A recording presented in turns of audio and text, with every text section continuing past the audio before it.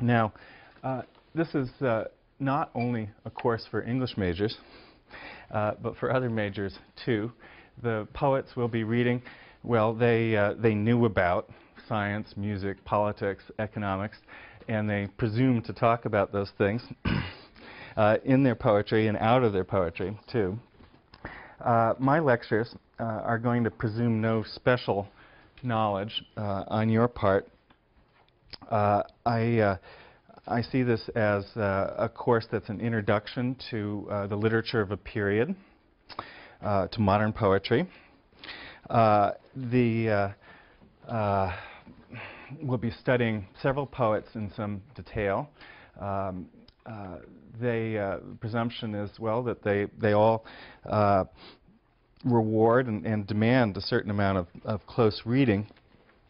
At the same time, I do mean to give you some sense of the period in which they're writing, some sense of modernism as a field, as one of the richest fields in English language writing. Finally, though, this really is a course in poetry, plain and simple. I mean to introduce you to particular poems, to give you ways to possess them, enjoy them, be puzzled or frustrated by them too, to learn something from them, and to care about them, and to carry them with you as you go forward after this class. So that's a sense of what I want to accomplish in these lectures. It will mean reading a lot of poems and writing about them some. The syllabus, you'll see, notes the general topic of each lecture and the reading that I want you to have done for that day. There's a midterm. That will be a short answer test that's intended to give you a chance to show how diligently you've been reading and coming to class.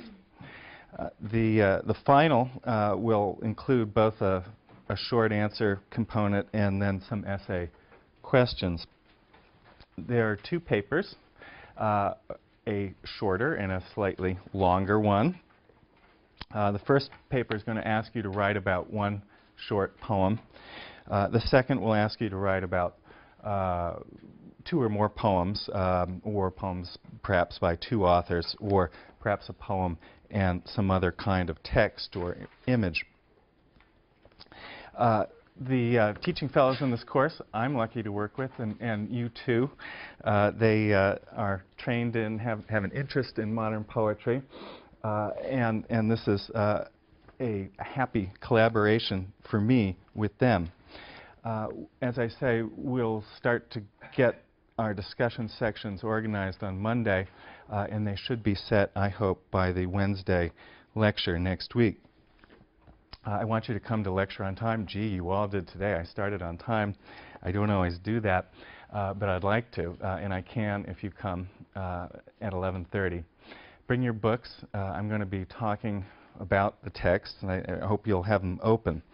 And of course, you will come to your discussion sections in the same state of joyful preparedness. As I say, the syllabus should be accessible on the classes V2 server. However, I've had problems with that in the past, and you should please let me know if it's not. There are just two books for the course. They're both at Labyrinth. One is the first volume of the Norton Anthology of Modern and Contemporary Poetry, 3rd edition. It's edited by Jahan Ramazani, formerly a teaching fellow in this course. There's also Elizabeth Bishop's collected poems. There will be a packet that you can order from RIS that gathers a few supplementary readings. There will be the visual images that I'm going to talk about in lecture, and that I will make accessible to you on the classes server. There are also audio recordings of the poets that we will be reading that come from Sterling. and you can get to on the Center for Language Study website. All those things we can talk about more as the semester develops. And I hope you will talk to me. You can do that on email. You can do that in my office, which is downstairs in the first floor of this building in LC 109. You can catch me after lecture or before. We can have lunch. All sorts of opportunities for talking, and I hope you'll take advantage of it. For Monday, we're going to start talking about Robert Frost, and I'd like you to pay special attention to his poem Mowing in the RAS packet, and to his poem Birches in the Norton. As you read, pay special attention to images of tools, work, play. Read Frost's short poetic statement, prose poetic statement in the Norton called The Figure a Poem Makes. So, the Norton Anthology, this book, this heavy book, I order it as a way to, well, reduce your expenses. Here's just one big book to buy. It also provides needed annotation. Modern poetry is in need of annotation. This new edition of this old book is an excellent one. You should read Jahan Ramazani's introduction. Read his prose notes, that preface his various selections. Having said that, there's really nothing so dead as a Norton anthology, or ponderous. I do order it with a little, well, some misgivings for that. The poems come to you abstracted from the contexts in which they were originally produced and read. From their place in a body of work, in a book, in a magazine, in a life that produced it. In order to counteract the kind of packaged and monumental form of the Norton, I will be using Beinecke's and Sterling's resources, using PowerPoint digitized files. This will allow me to project images in class and for you to look at them later at home. There'll be files for not all, but most of the poets that we discuss.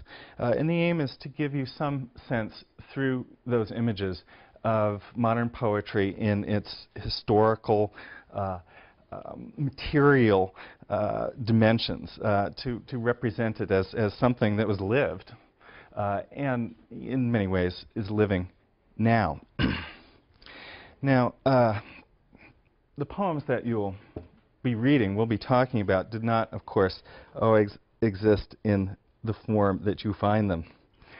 Their first form was very often a manuscript. If you go to Beinecke, you can find, and we will go to Beinecke, those of you who want to come with me, and look at manuscripts that were early versions of texts that you now find in the Norton and other books. When poems that had gone through their processes of revision and so forth and came to publication, they very often were published first, not in book form certainly, but rather in little magazines that are now more or less lost to us today, but were in fact the essential vehicle for the creation of modern poetry. What is a little magazine? It is, well, very often they were big, big in format and size. They were little because their circulation was small. These were the funded on a shoestring magazines that rose up and very frequently faded away just as quickly in the 1910s and 1920s, and that were, in many cases, the first avenue of publication for Stevens, Eliot, Moore, the poets that you will be reading in this class. These magazines were acutely aware of their differences from the popular literary magazines of the 19th century, the general interest popular magazines of the 20th century, magazines with wide circulation, polite audiences. The little magazine was written by, addressed to new young writers and artists, and they were determined to make trouble. They, well, nothing, I think, captures the kind of nerve of these magazines like the cover of Blast. Blast, which meant kaboom. A magazine as a kind of bomb. A kind of bomb or maybe a curse. Damn you, Blast. Pound was one of the contributors. Eliot's Rhapsody on a Windy Night appeared here in this number of the magazine from 1915, July 1915, in the midst of the First World War. Let's see. Rogue, another, also from 1915. Notice the price, 5 cents. Stevens appeared here in this magazine. You could contrast the roguish and fanciful, clearly done by hand title of the magazine with that machine type Blast. Both of these are mischievous, oppositional magazines, but with very different styles and attitudes. Here's another. Broom. This is a magazine just slightly later. This is an issue of 1922. It's a cover by Ferdinand Léger. Hart Crane would appear here. Broom meant to make a clean sweep of things. Clean sweep of what had come before. It also clearly meant to have fun doing it. Here, whoops, I've gone too far. This is the back of the magazine. You can, I don't know how well you can make it out, but there's a little broom guy there with glasses playing air guitar with his broom. And I guess this is meant to capture the spirit of the contributors. Contrast that with, well, the magazine that flashed there a moment ago, The Criterion. This is a long way from Broom. This is October 1922. Comes out just before Broom is created. Here you've got a magazine that doesn't present itself as attacking anything at all, but rather as what? As setting the standard, The Criterion.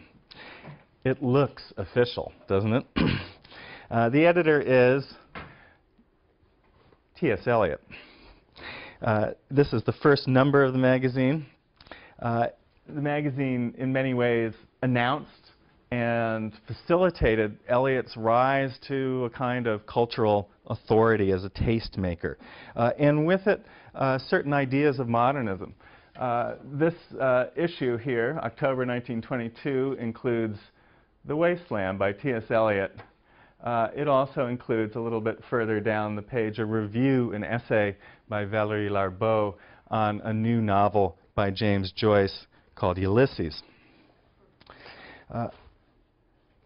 That's some sense of the spectrum of magazines that are coming out, and all with different roles to play in this culture, and that position their writers and poets and artists associated with them in different ways. Book publication can be just as interesting, and it can tell us just as much about modern poetry as magazines. This is The Wind Among the Reeds, author William Butler Yeats. The year 1899, on the verge of the new century. It's a beautiful book. It's a book that wants to be beautiful, that's happy to be beautiful. It's rich in color and texture. It's designed, embossed, gilt. It's, well, self-consciously Irish, Celtic. There's a sense that you're supposed to leave the bookstore with a kind of talisman that you have bought with a Celtic charm. Contrast this book, Prufrock, and Other Observations, the subtitle left off here of the cover of T.S. Eliot's great book published in 1917. This is a different object, isn't it? Severe, unsentimental, dry, so much so as to be maybe even a little bit funny. And you laughed, right? And I think you're supposed to. It's not entirely serious, even as it declares its seriousness. If Yeats's book was so explicitly Irish, look at this book. It has no observable nationality at all, does it? A certain kind of, well, you might say, impersonality. Its rhetoric is so flat and unemotional, so overtly unrhetorical. It is, in fact, a very deliberate and self-conscious repudiation of that late Romantic aesthetic that Yeats's early book, and even the cover of that early book, represents. Prufrock isn't beautiful, and its author is not a bard. Another book cover, The Weary Blues by Langston Hughes, 1926. Unlike Prufrock, this one is full of color. And, of course, it is the work of a poet of color. The image presents the book not as a work of poetry at all, but rather as a kind of music, as a book of blues. And it associates its poet-singer with honky-tonk piano players, not Broom's bohemian egghead air guitarist, but another kind of vernacular, another kind of, well, celebration and another kind of music. Makes us think about black artists playing for a living in Prohibition-era back rooms. Now, poems, like books, project an image of the poet who produces them. While the poet is creating her or his poems, the poet is also creating a poet, a certain figure of the poet, a public image of the poet. And this is an evolving project, a kind of work in progress that's part of the work and part of the subject and part of what I will be talking about here. Let's look, for example, at a series of photos of Ezra Pound. Together, they tell a kind of encapsulated history of this central, fascinating, problematic poet's career. He begins as, well, as an aesthete. This is 1913, Pound in London. Styling himself, isn't he, after those Renaissance artists and poets whom he would write about, translate in this period. It could be a miniature worn by a Provençal damsel, no? Well, here he is a little later, Pound after the war in 1923, the sort of full flower of modernism. Still a young man, but he's got that cane, and he's in Paris, where he would meet Eliot and work on The Wasteland with him, Well, fast forward 20 years. This is Pound. Pound accused of treason. Pound accused of treason by his country. Accused of treason as he tries to bend the world to his vision of it. And he escapes trial only by reason of insanity when he is brought from Italy under charges of having made broadcasts on fascist radio back to the United States after an ordeal in a cage in Pisa where he poses for this photo as an intake photo as he enters St. Elizabeth's Hospital for the insane in Washington. In this final photo from 1971 back in Italy in Rapallo, well, here's Pound presenting us with an image of something that would have seemed impossible when he began, which is an image of modernism grown old. Old and blasted, no? In many senses. Contrast this career encapsulated in those images with this one. Who's this? This is the author of Prufrock. In fact, this is the Harvard student who wrote Prufrock. I mean, Eliot wrote Prufrock largely when still at Harvard and in the years immediately following. Sexy? A little, maybe. Those full, slightly parted lips. That windswept hair, the General J. Crew look. Notice the handkerchief. Here's the editor, the great editor of the publisher Faber and Faber. 30 years later or more, surrounded by books, the cultural arbiter of the English-speaking world, T.S. Eliot at 60. That hair is now slicked down. There are glasses between him and us. This is the young man who's become a monument. But really the costume is the same one, right? There's the handkerchief. Pound's descent into infamy and insanity and indignity, and Eliot's rise to the extraordinary cultural power and prestige that he occupied, and that is represented by this and many other photos. Well, these are key stories in modern poetry, and they're interestingly interlocking, just as their two lives were. Another modern poet. This is an old woman called Marianne Moore,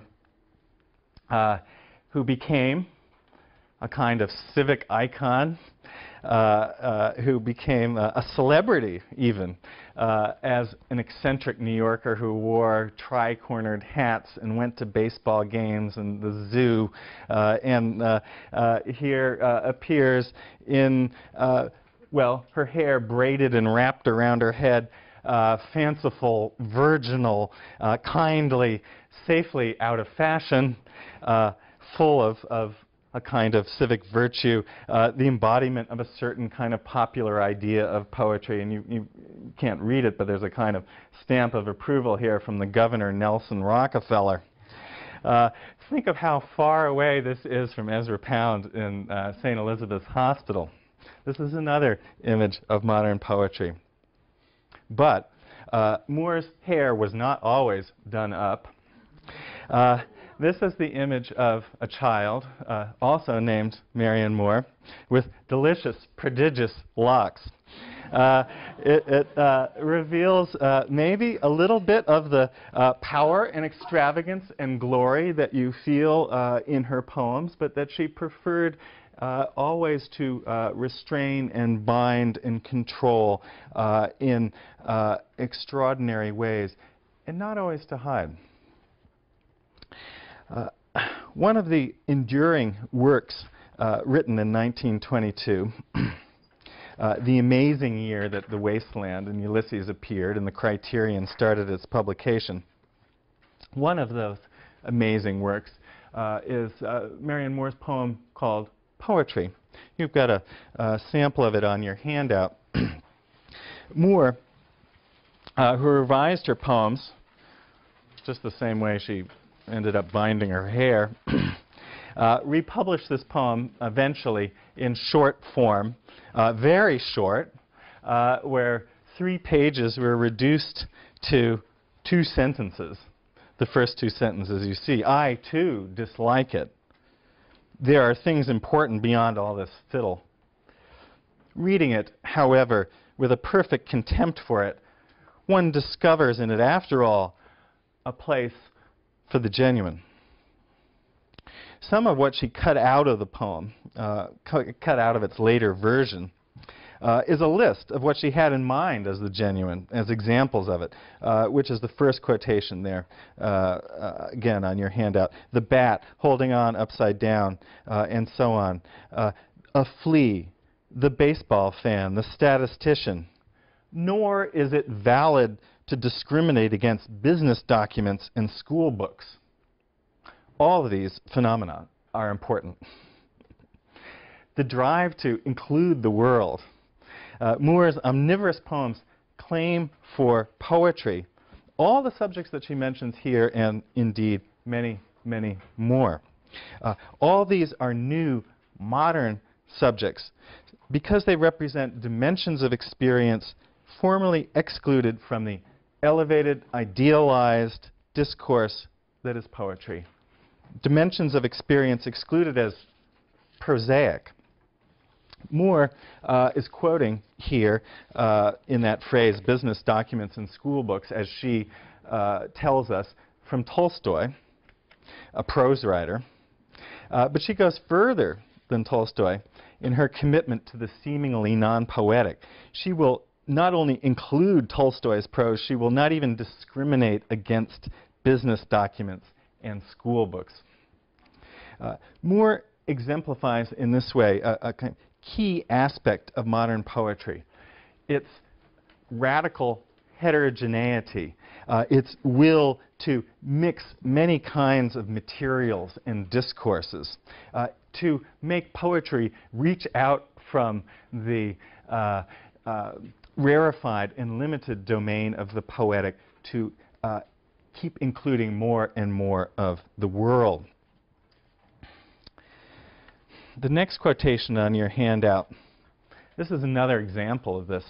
I won't sing for you or give you my Italian, but these famous lines, London Bridge is falling down, falling down, falling down, and so on, these come from the conclusion to The Wasteland. They thrust together different texts, different languages, writing from different historical periods, all there compressed in that remarkable mad song that concludes the poem. In the next quotation, Eliot tells us that a various and complex civilization such as ours produces, he says, various and complex results, as if inevitably, lest we think that there's anything particularly forced or outlandish or willful about his own remarkable poetry and lines such as those I just quoted for you. Eliot was there in that essay on the metaphysical poets that I'm quoting from, defending as necessary what is the primary characteristic not only of his own poetry, but really of modern poetry generally, what is often called its difficulty. Whatever else it may be, everyone's always agreed that modern poetry is difficult. You will probably too. By difficult, it is meant, I think, well, first of all, that it is in some sense set apart from common speech as a specialized and highly self-conscious use of language. Eliot would go further and say that there is no common form of modern speech, and that's the problem. According to Eliot, the modern world lacks a center, a kind of set of collective beliefs and commitments that would enable communication between us. Modernity for Eliot, as for Moore, as for Pound, is marked by a profusion of languages, both national languages, such as French or Russian, which turn up in the wasteland. Also, a bewildering array of specialized types of discourse, technical genres, varieties of speech, business documents, and school books. Just begin,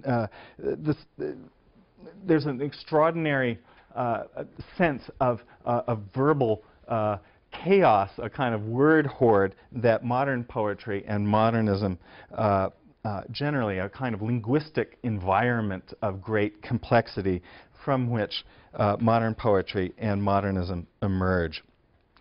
This is an image called Rotterdam by the artist Edward Wansworth. It's a woodcut image from Blast. I like it because it's a kind of image of the modern city that makes the modern city look like language, look like letters, look like a kind of scattered alphabet, a kind of babble. It's a kind of picture for me of the linguistic environment, if you will, of modern poetry. Behind this environment are the great social processes of migration and modernization that produced that new urban form, the metropolis. All of the poets we read, even that New England hayseed Robert Frost, begin their careers in metropolitan centers, primarily in London and New York. All that is solid melts into air, Karl Marx said, evoking the accelerating transformation of modern economic and social life. The metropolis is the center of this unsettled world that Marx describes. Coming to the metropolis 100 or 90 years ago now entailed, for the writers that we'll be reading, as much as for anyone else, a kind of break with a world that they had known, a break either with a native language. This is what the emigrant or the expatriate experiences, or perhaps with native ways of speaking and knowing, familiar spheres of reference. Life in the modern metropolis was defamiliarizing. It denaturalized language. Where there are many languages in use, well, language comes to seem arbitrary rather than natural, as the product of convention. Not as something you're simply born into, but something that you learn, something that is made and that can be remade. This is a presumption of all the poets we'll be reading. Modern American writers and artists emigrated famously to London, to Paris. Another key event in the making of modernism is the great migration of African Americans from the rural South to the urban North. Langston Hughes's poetry comes out of this experience in the community of black intellectuals and artists it created specifically in Harlem. And you'll see on your handout two quotations from poems by Hughes. The first, 125th Street, giving us, well, here images of black life in the rural South transposed to Harlem.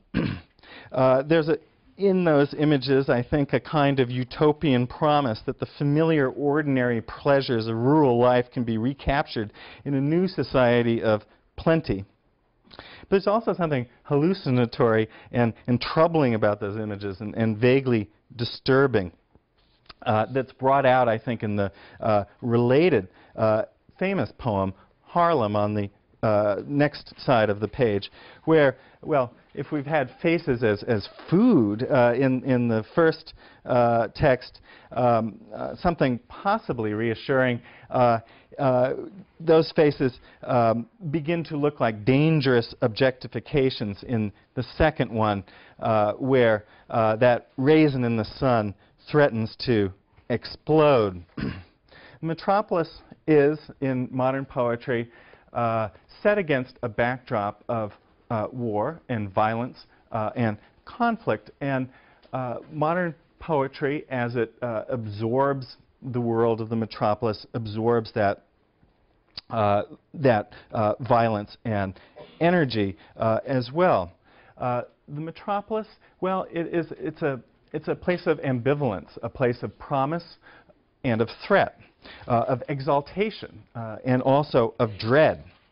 This ambivalence that I'm describing is at the center of modern literature generally. The metropolis is crowded with language, crowded with faces, but there's also a pervasive sense of absence and of loneliness and of loss, captured also, again, paradigmatically in the wasteland. And I've included there more lines from that poem. The nymphs are departed, Eliot says. Eliot's speaking of a spiritual and imaginative state.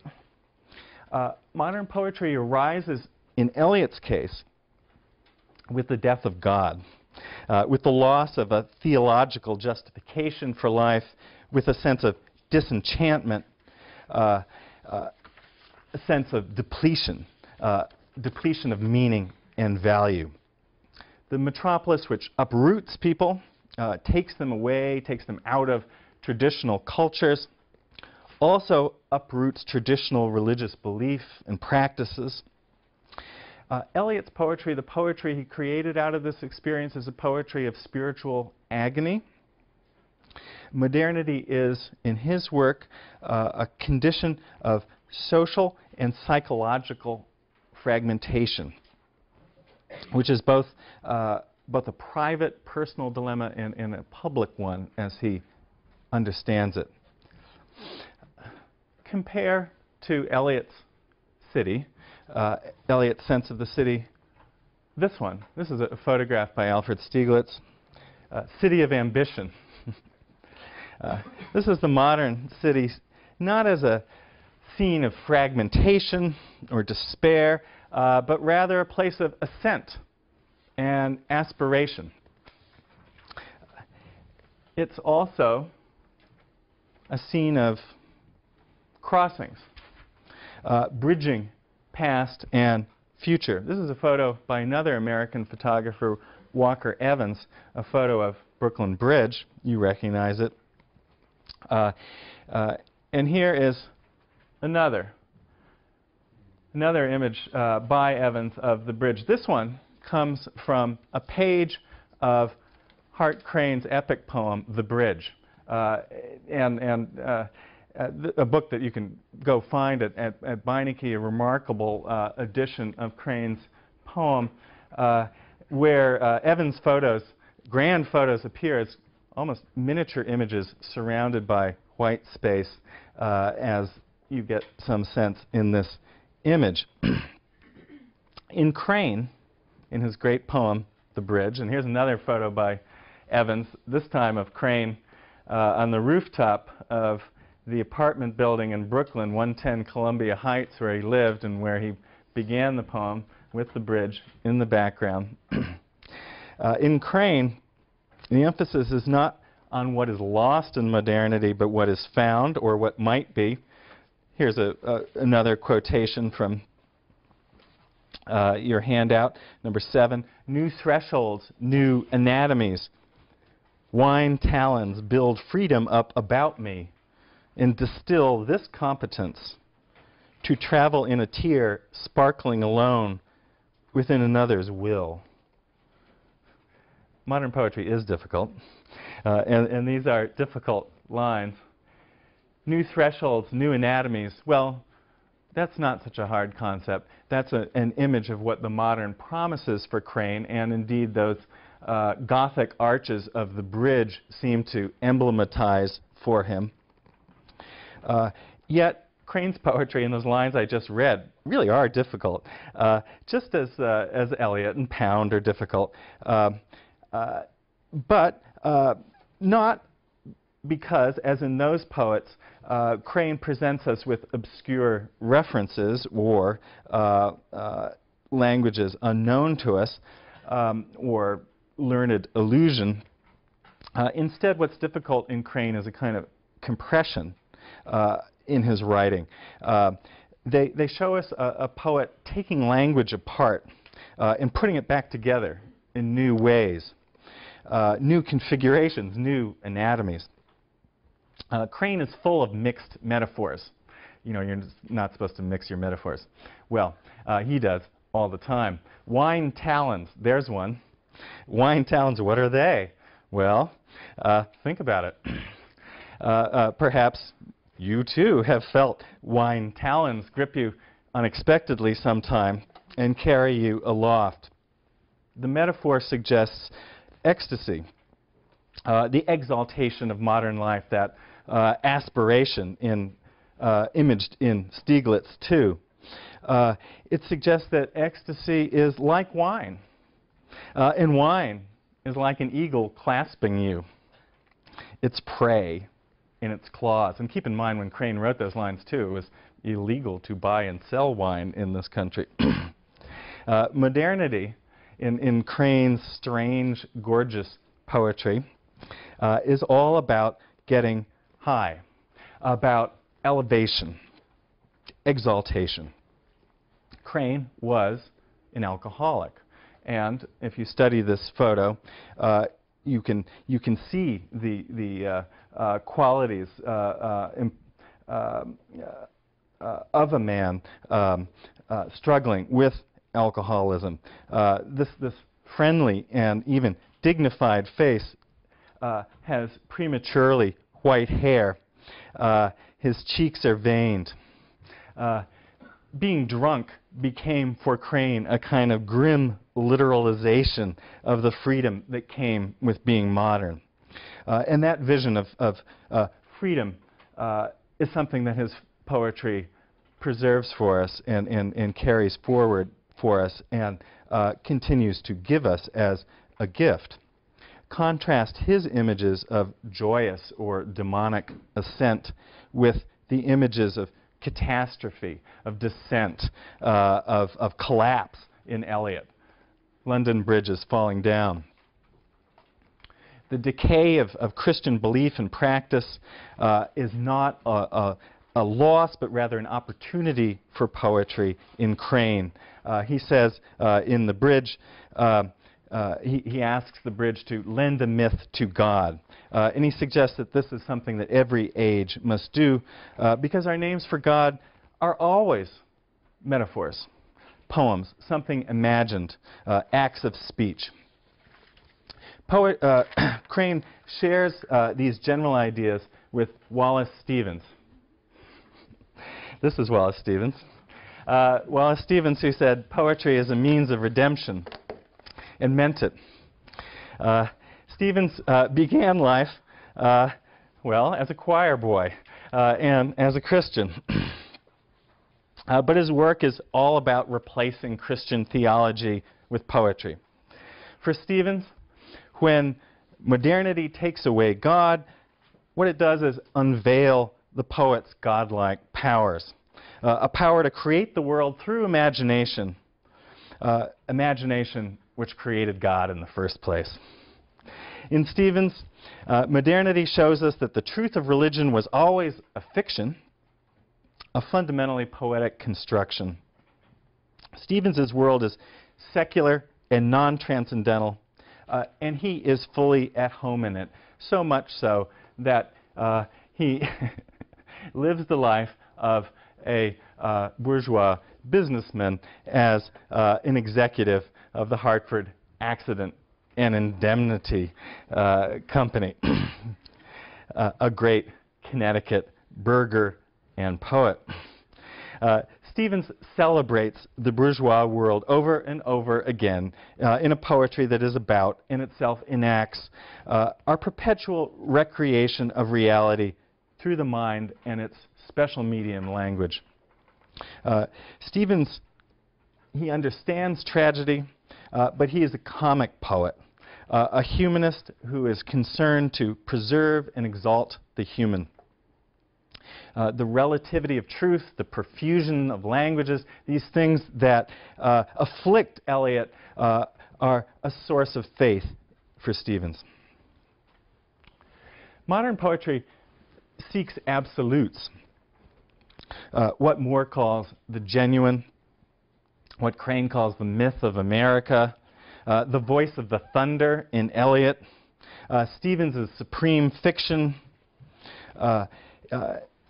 Pound's Cantos, a poem that would, as he intended, include history. Modern poetry is in all these ways Promethean, astounding, arrogant, enormous, imprudent, visionary. But it also contains other positions, alternatives that open those oversized cultural ambitions to critique, to imaginative alternatives of many kinds. And these are suggested, I'll suggest briefly, by the last two poets we'll read. W.H. Auden, to begin with here, pictured as an Oxford undergraduate, ever cheeky, who has written on the side of his photo, "The cerebral life would pay." Dry, cool, pragmatic. And Elizabeth Bishop, young in this glamorous George Platt Lyons photo. While modern poetry in many of its forms strives to master reality, Auden reminds us there on your handout cautiously that poetry makes nothing happen. While Stevens represents the poet as a kind of god, Bishop sees the poet rather as a sandpiper, that little bird, skittering along the shore, not in control of the world, but subject to it, subject to its continual fluctuation and awesome powers. Bishop's sandpiper poet there on your handout is obsessed with the mere details of experience, those sand grains, quartz grains. Her aim is to get along in a world that is dominated by shifting forces that can be registered and reacted to by poetry, but not explained. This is, I think, really also a version of poetic activity that has some sources in and has a lot in common with Robert Frost's, as we will see on Monday. Thank you.